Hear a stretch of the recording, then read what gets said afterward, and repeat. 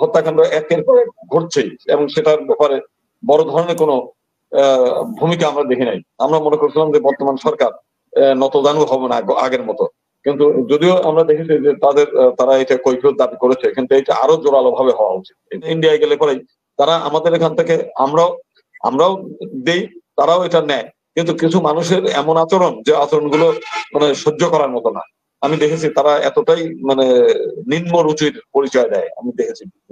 আসলে বিষয়টা তো যারা বিএসএফ যেভাবে আমাদের এখানে গুলি করে, যে মানুষগুলো হত্যা করে, তখন তো আর ওই তার গায়ে লেখা থাকে না স্বর্ণাদার বা ফেলানি, কোনোটাই লেখা থাকে না। মূলত বাংলাদেশিদের তারা এতটাই তুচ্ছতাচ্ছিল্য করে, আমি দেখেছি ওখানে বিভিন্ন সময় তারা মানুষই মনে করে না, মনে করে যে বাংলাদেশের একটা পশুর সমান।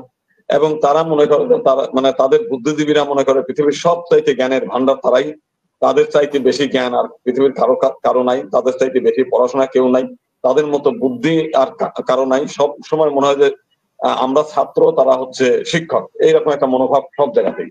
তারাই হচ্ছে পৃথিবীর একমাত্র হচ্ছে মানব দরদী মানুষ, পৃথিবীর আর কারোর মধ্যে কোনো মানবতা বোধ নাই। মানে এই ধরনের মানে উচ্চ মানসিকতা বা নিম্ন মানসিকতা, দুটো যেটাই বলেন, আমার চোখের নিম্ন মানসিকতা তাদের মধ্যে বিরাট করে বিধায় তারা আজকে কেন ফালানিকেই বা হত্যা করবে, কেন আর ওই স্বর্ণা দাসকেই কেন হত্যা করবে?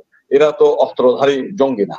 এবং ফালানি দূরের থেকে তো দেখাই যাচ্ছে, তাদের কাছে দূরবীন থাকে, দেখাই যাচ্ছে একটা নিরীহ মেয়ে সীমান্ত কাঁটাতারে বেড়া পার হচ্ছে, অথবা বেড়ার পাশে সীমান্তের পাশ দিয়ে হেঁটে যাচ্ছে কিশোরী। তো এটা যদি একজন বিএসএফ কর্মকর্তা যদি নিজের মেয়ের কথাও মনে করে যে আমার মেয়েটাই উচ্ছল চঞ্চল ভাবে ঘুরে বেড়াচ্ছে, সীমান্তে দেখতে আসছে, এটা দেখতে আসছে, ঘুরতে আসছে, তাহলে তার মনের মধ্যে যদি এই ভাবটাও থাকে, তাহলে তো তাকে গুলি করে হত্যা করতে পারে না।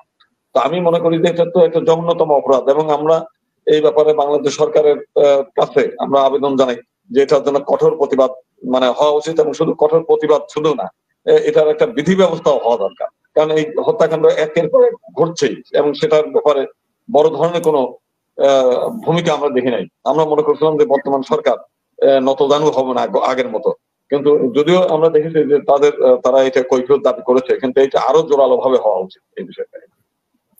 আপনি বলেছেন গায়ে নাম লেখা ছিল না, তো গায়ে যদি নাম লেখা থাকতো স্বর্ণাদেশে, তাহলে কি স্বর্ণাদেশকে মৃত্যু মানে হত্যা করা হতো না, এরকম কিছু? মানে না না না, মুসলমান আমি বলছি যে তারা একেবারে পশুর চাইতে অদম মনে করে, গায়ে লেখা থাকলেও তারা গুলি করবে। তারা হিন্দু হিসেবেও গুলি করবে না, তারা মূলত বাংলাদেশি হিসেবে এই কাজগুলো করে। বাংলাদেশ সম্পর্কে তাদের ধারণা একেবারে নিম্ন পর্যায়ের। একটা ন্যূনতম সৌজন্যবোধ, ন্যূনতম আমরা দেখেছি বিভিন্ন সময় বর্ডার দিয়ে যাওয়ার সময় আমরা দেখেছি যারা এই পাসপোর্ট নিয়েও যায় তাদের সঙ্গে এতটাই অসৌজন্যমূলক ব্যবহার করে। অথচ দেখেন বাংলাদেশের প্রায় 1.5 কোটি মানুষ বিদেশে থেকে মানে অনেক কষ্ট করে তারা টাকা পয়সা আয় করে, সেই টাকা নিয়ে বাংলাদেশের এক শ্রেণীর মানুষ বিয়ে উপলক্ষে কলকাতায় বাজার করতে যায়, ঈদ উপলক্ষে কলকাতা বাজার করতে যায়, পূজা উপলক্ষে কলকাতায় বাজার করতে যায়। বাংলাদেশের প্রচুর ডাক্তার থাকার পরেও ভারতে লক্ষ লক্ষ মানুষ গিয়ে ওইখানে চিকিৎসা করায়। তার মানে প্রতি বছর লাখ মানে কোটি কোটি টাকা কিন্তু ভারত মানে পাচ্ছে শুধু আমাদের মাধ্যমে। এবং আমাদের এই মাঝে পর্যটক মানে ভিসা বন্ধ হওয়াতে, পর্যটক বন্ধ হয়, কলকাতায় ব্যবসায়ীদের মধ্যে একটা হাহাকার পড়েছে যে বাংলাদেশি আসতেছে না। এবং আমাদের এই যে নিউ মার্কেট, কলকাতার নিউ মার্কেট এলাকায় যে মানে বাজারগুলো গড়ে উঠেছে, সেটা শুধুমাত্র বাংলাদেশি পর্যটকদের কে কেন্দ্র করে।